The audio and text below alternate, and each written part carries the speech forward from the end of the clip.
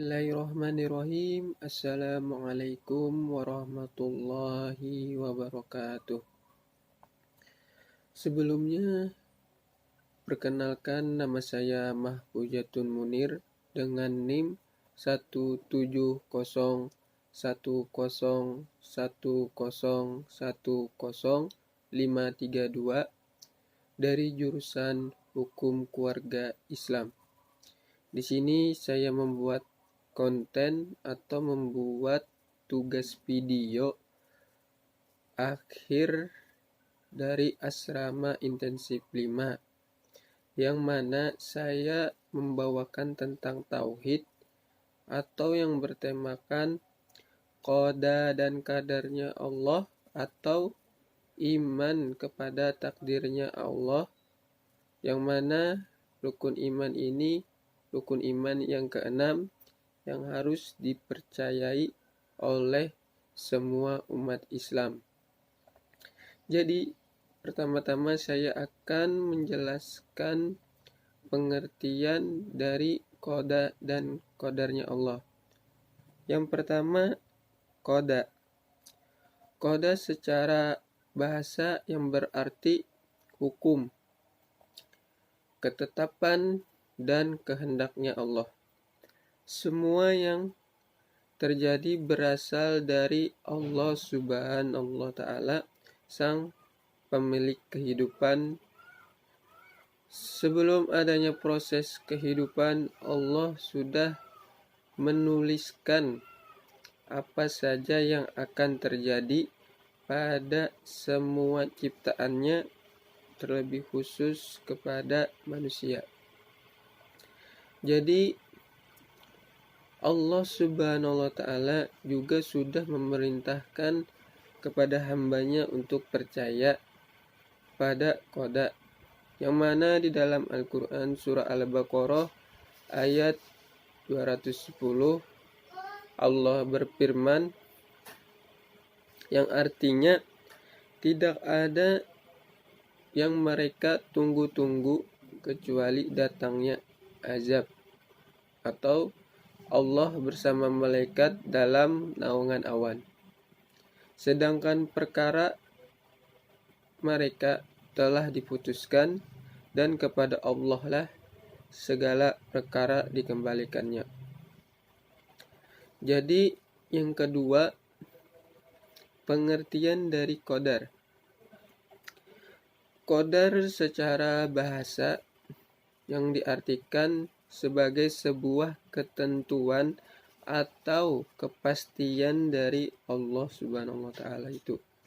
Sedangkan secara istilah, qadar berarti sebuah penentuan yang pasti dan sudah ditetapkan oleh Allah Subhanahu wa Ta'ala, baik yang sudah terjadi maupun yang akan terjadi. Masalah qada dan qadarnya Allah ini juga terdapat di dalam riwayat hadis Bukhari dan Muslim. Rasulullah SAW bersabda, sesungguhnya seseorang diciptakan dari perut ibunya selama 40 hari dalam bentuk nutfah. 40 hari menjadi segumpal darah, 40 hari menjadi segumpal darah, atau kemudian Allah mengutus malaikat untuk meniupkan ruh di dalamnya dan menuliskan 4 ketentuan, yaitu tentang rezeki, kematian atau ajal, dan amal, dan jalan kehidupan seseorang manusia itu tersendiri. Jadi pengertian tentang qada dan qadarnya Allah itu, dan saya akan menjelaskan lagi apa itu takdir. Takdir adalah yang datangnya dari Allah, hubungannya dengan manusia yang mana manusia itu hanya bisa berikhtiar dan hanya bisa berpasrah diri kepada Allah Subhanahu wa taala. Jadi permasalahan takdir ini dibagi menjadi dua. Yang pertama, takdir mu'allaqo. Takdir mu'allaqo ini ialah takdir yang masih bisa dirubah oleh manusia jika manusia itu mau berusaha untuk mengubah takdirnya. Misal, seseorang yang miskin menjadi kaya dan seseorang yang bodoh bisa menjadi pintar. Namun semua itu harus melewati proses usaha mereka sendiri dengan sungguh-sungguh dan berikhtiar dan mengembalikannya kepada Allah Subhanahu wa taala. Dan yang kedua, takdir mubram. Takdir mubram ini adalah takdir yang tidak bisa diubah oleh manusia. Meskipun manusia itu berikhtiar atau sudah bekerja keras secara sungguh-sungguh untuk mencapai takdirnya yang diharapkan. Contohnya semisal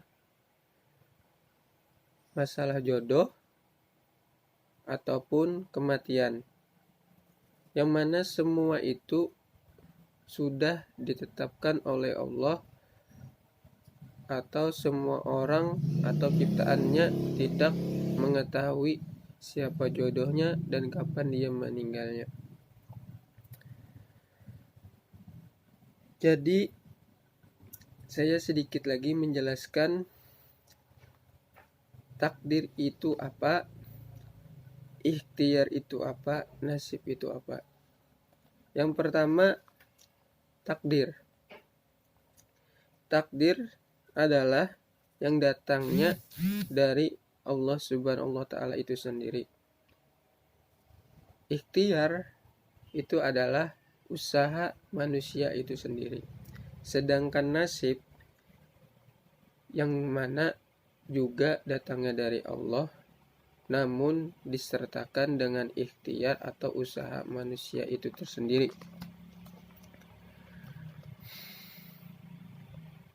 Maka dari itu, kita sebagai umat Islam harus mempercayai rukun iman yang keenam ini, yaitu tentang qada dan qadarnya Allah. Namun di balik ini pasti ada hikmahnya kita untuk mengimani iman kepada qada dan qadarnya Allah. Yang pertama, hikmahnya kita sebagai umat manusia yang tidak lepas dari kesalahan dan dosa hanyalah selalu bersyukur atas nikmat yang Allah berikan kepada kita tersendiri. Sebab percaya bahwa takdir Allah merupakan ketetapan yang terbaik bagi seluruh makhluknya. Dan juga kita harus selalu rendah hati bahwa segala sesuatu yang terjadi itu semua berkat kehendak Allah, karena semua manusia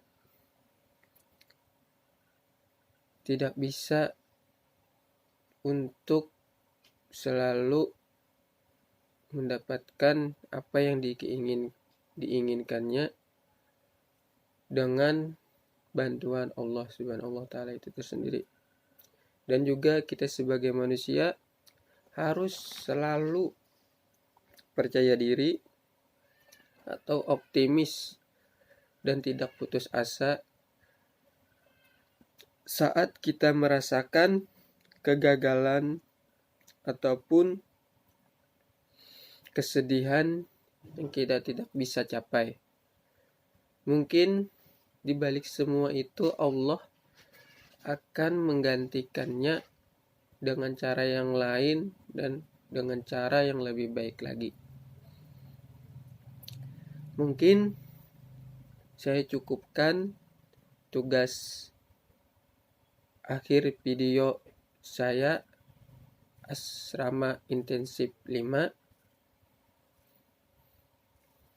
Mohon maaf apabila ada kekurangan ataupun kehilafan yang mungkin masih kurang dalam penjelasan saya, karena saya juga masih belajar dalam melaksanakan tugas intensif asrama 5. Jadi saya akhiri. Wassalamualaikum warahmatullahi wabarakatuh.